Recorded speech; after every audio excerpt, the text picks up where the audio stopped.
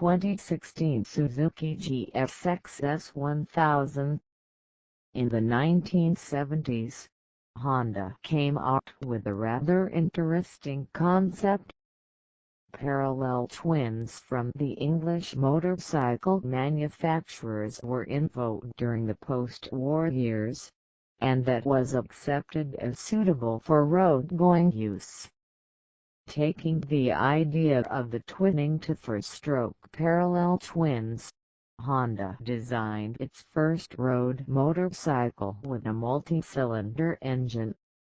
With the creation of the Honda CB750, with its inline-4 engine and overhead camshaft, the universal Japanese motorcycle UJM was born.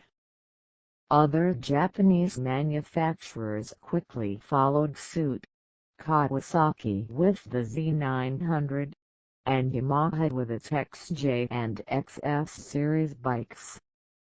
But, in the late 1970s, the undisputed of the four-cylinder UJM was Suzuki. Beginning with the 8-valve GS series bikes, then upping the ante with the OHC 16-valve GSX series, Suzuki GSX-S ruled the roads and endurance racing. Nothing could hold a candle to the GSX, or even if they tried, like Honda with the CBF series, that candle was quickly melted down in the thermonuclear furnace of the GSX engine's performance.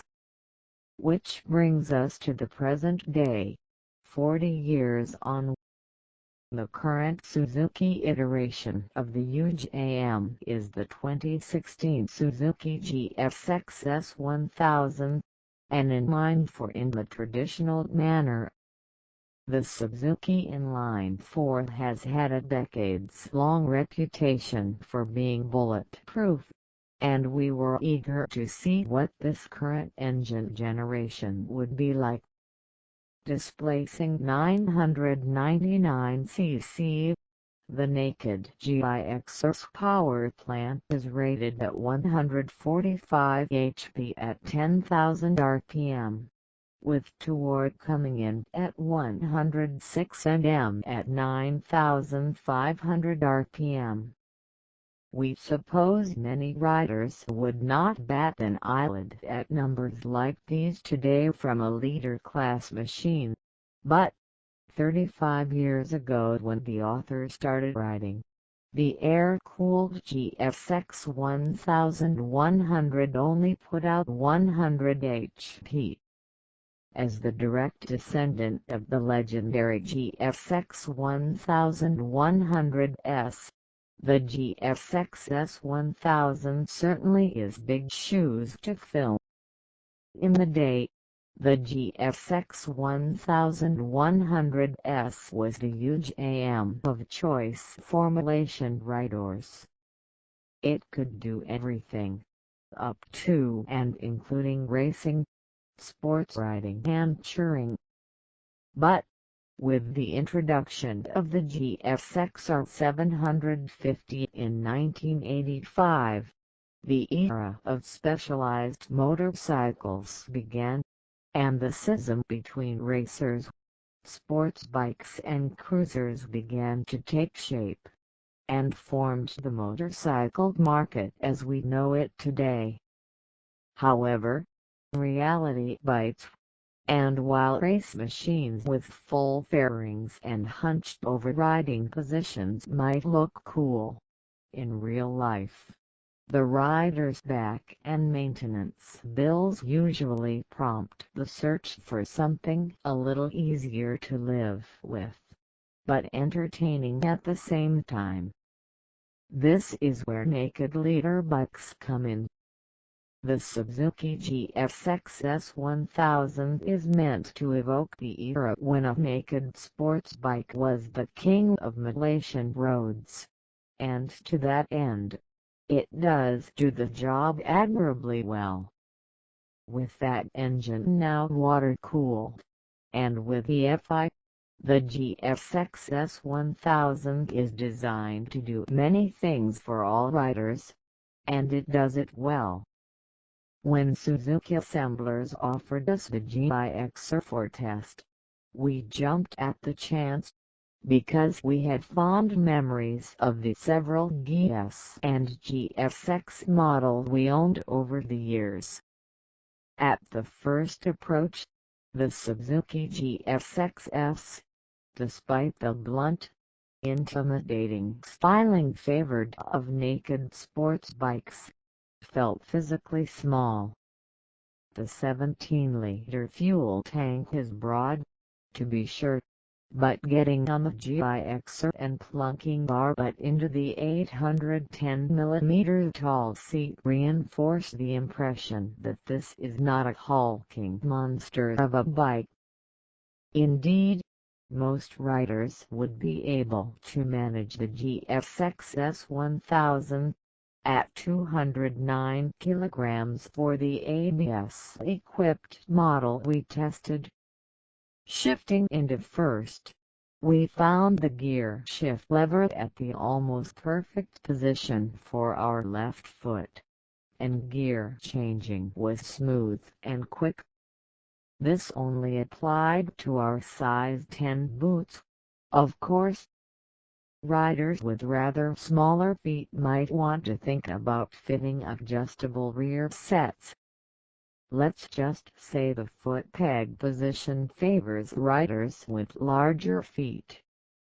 The handlebars are nicely set wide apart, without giving the rider the feeling like they are riding the bucking bronco. But the wide handlebars are there for a reason, as we soon found out. As we started off, we noticed the full LCD instrument panel was clear and legible, though the black on grey readout could have done with a touch more contrast. Shooting off on the GSX-S1000 was exactly that, shooting off. There are 3 ride modes available to the rider, and in Mode 2, despite his being a balanced setting, throttle response was very immediate. This brought to mind the 2016 Ducati Scrambler Icon we tested earlier this year, with its snatchy throttle response. We did not like Mode 2 much initially, and switched to Mode 3 for the first couple of hours of riding. In Mode 3, the GSX-S1000 was nice and relaxed, comfortably loading along at any engine speed and gear, with ample power available for overtaking and point-and-shoot riding. When we took the GSX-S up the canyons to the mountain, we put it in Mode 2, and let the thing have its head. At this point, the rider needs to pay attention. The throttle response rewards the focused rider, and this is not your grandfather's old GSX, with carburetors and air cooling, and 11-second quarter miles. Hustling the GSX into and around the bends was a breeze with those wide handlebars, and gave us something to hold on to when the throttle and engine responded a little too quickly for us to catch up with.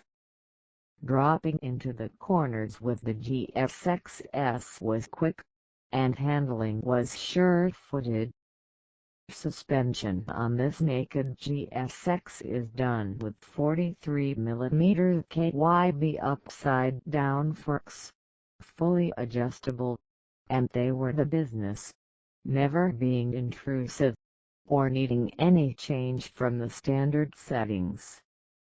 At the back, an OEM brand monoshock did the business, with adjustable rebound and preload. The rear was choppy over speed strips, especially on the downhill side on the Genting Highlands Road. We feel a little time spent with your trusted mechanic might pay some dividends. The thing is, the GSX-S1000 is not for the newbie. Its throttle response in modes 1 and 2 are scary quick, and mistakes can easily be made, much like its sibling, the 1996 Suzuki GSX-R750 SR80. So, if you're looking for a versatile leader-class motorcycle, which is equally at home on city streets, strafing canyons or touring highways, the GSX-S1000 is, indeed, the return of the UJM. As with certain things in life, going back to the basics can be fun. Thank you for watching. Bye bye.